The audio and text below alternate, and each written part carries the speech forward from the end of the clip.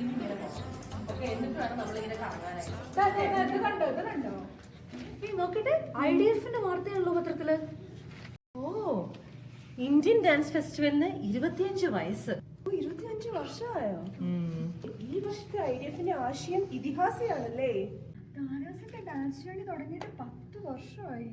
ശരിയാ, 10 വർഷമായി. ഇതുണ്ടോ? ഓ, നമ്മുടെ താരാസിന്റെ ഫോട്ടോ താരശോഭയിൽ താര.